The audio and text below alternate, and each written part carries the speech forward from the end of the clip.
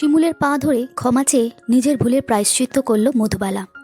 হ্যাঁ বন্ধুরা, কার কাছে কই মনের কথার আগামী পর্বে আমরা এইটাই দেখতে পাবো। তাই সম্পূর্ণ জানতে পুরো পর্বটি দেখতে থাকুন।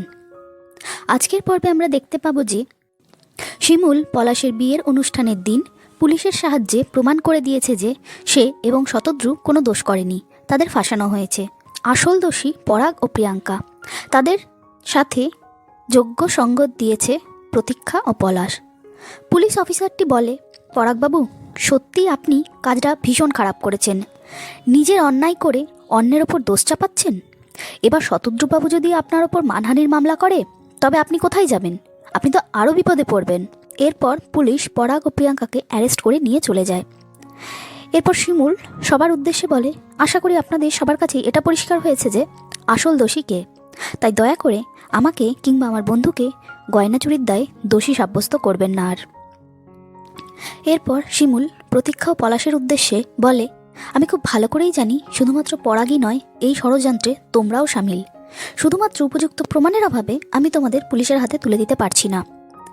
কিন্তু তোমরা যদি ভবিষ্যতে আবারও একই কাজ করো তাহলে আমি কিন্তু ভুলে যাব যে তোমরা একসাথে নতুন জীবন শুরু করেছ এবং আমাকে বাধ্য হয়ে পুলিশের কাছে সবটা বলতে হবে। তারপর কাটিও তোমরা গোটা জীবনটা জেলের ভেতর। এরপর সকাল হতেই শিমুল ব্যাগপত্র নিয়ে রেডি হয়ে যায়। এমন সময় পাড়ার সব বৌদিরা ও শতদ্রু এসে হাজির হয় শিমুলের শ্বশুরবাড়িতে। সাত সকালে শিমুলকে বাইরে যাওয়ার জন্য রেডি হতে দেখে শিমুলের শাশুড়ি সবাইকে জিজ্ঞাসা করে, তোমরা সবাই কোথায় যাচ্ছ এত সকালে? পরাগকে ছাড়াতে যাচ্ছ? দেখো না, ছেলেটাকে তাড়াতাড়ি যদি ছাড়িয়ে আনতে পারো। মধুবালাকে এই কথা বলতে শুনে শিমুল বলে ওঠে, মা, তোমার কি সত্যিই মনে হয় আমি এত কিছু হয়ে যাওয়ার পরও তোমার ছেলেকে ছাড়িয়ে আনবো? তুমি কি জানো না তোমার ছেলে আর প্রিয়াঙ্কা মিলে কত বড় অন্যায়টা করেছে? এরপরও বলবে ওদের শাস্তি না হয়ে ছেড়ে দিতে? শিমুলের কথা শুনে মধুবালা বলে ওঠে, এমনও তো হতে পারে বৌমা, তুমি এই গয়না চুরির ব্যাপারটায় যে পরাগের হাত আছে এটা শুধুমাত্র অনুমান করে বলছো। হয়তো প্রিয়াঙ্কা একাই এই কাজটা করেছে। শিমুল তখন বলে, না মা, শুধু অনুমান নয়, আমি প্রমাণের ভিত্তিতেই কথাটা বলছি। সে এটাও জানায় যে সে আর এই বাড়িতে থাকবে না, এবার সে এই বাড়ি ছেড়ে চলে যাবে। শিমুলের বাড়ি ছেড়ে চলে যাওয়ার কথা শুনে মধুবালা চমকে ওঠে এবং বলে, বৌমা, তুমি বাড়ি ছেড়ে যেও না, আমি তোমার হাতে পায়ে ধরছি, তুমি এই বাড়িতে থেকে যাও। আমি জানি যে যখন তোমার পাশে দাঁড়ানো আমার দরকার ছিল তখন আমি তোমার পাশে দাঁড়াইনি, অন্যদের কথা বিশ্বাস করে তোমাকে ভুল বুঝেছি।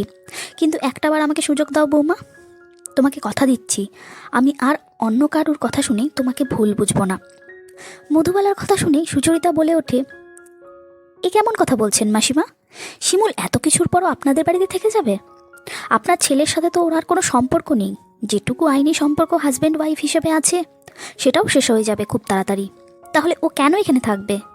শতদ্রুও বলে ওঠে, আমারও মনে হয় শিমুলের এখানে থাকার থেকে অন্য কোথাও থাকাটাই উচিত।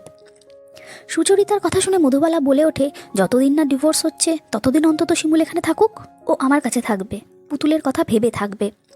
শ্রেষ্ঠা তখন বলে, না মাসিমা, আমরা ঠিক করেছি শিমুল আর এই বাড়িতে থাকবে না।